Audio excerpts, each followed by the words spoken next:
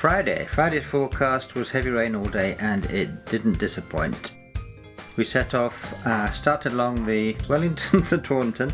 We arrived there pretty wet and we met up at the railway station with Granny and Grandpa and Jamie's uncle Richard, who very bravely volunteered to come and cycle with us the rest of the way, which he did. We then followed the canal towpath from Taunton to Bridgewater, and we finally made it to the youth hostel. And then in the evening we took a little drive up to Cheddar Gorge and had a little look.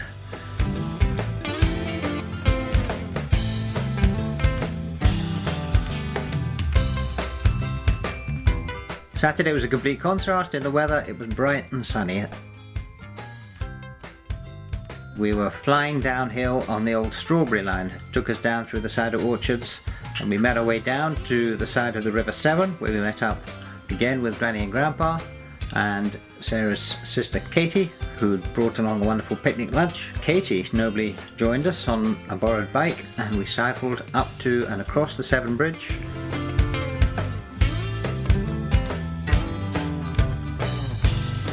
So we then continued from Chepstow up the steady but quite long hill towards St Breaville's Castle and the youth hostel it contains, where we were greeted by friends Amy and Malcolm, who'd driven up from Cardiff and brought with them an enormous amount of delicious curry, which we very much enjoyed that evening. That brought us to the end of day 6, nearly a third of the way through our journey. We're still going and morale is still good, so on we go.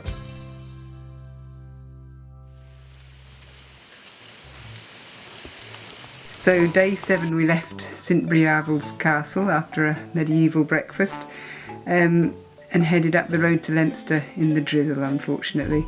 We stopped off at Simmons Yacht for our morning coffee, which was lovely. We then continued up the road and eventually met up with Mungo for a late lunch on a slightly damp patch of grass outside a church. And we all were revived by a lovely steaming hot cup of tomato soup. After this we continued our way, and where we were suddenly halted by a large cohort of tractors trundling down the road. We were all on a charity tractor run, so that was quite fun to watch.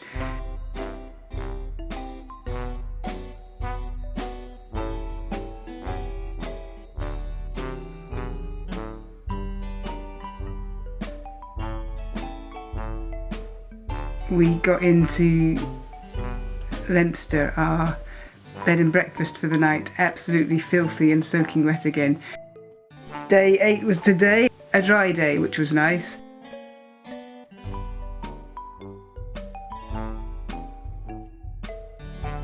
Coffee stop today was in a lovely chamomile-lined field with views over the English countryside. Jamie counting the spots on the ladybugs crawling up his legs.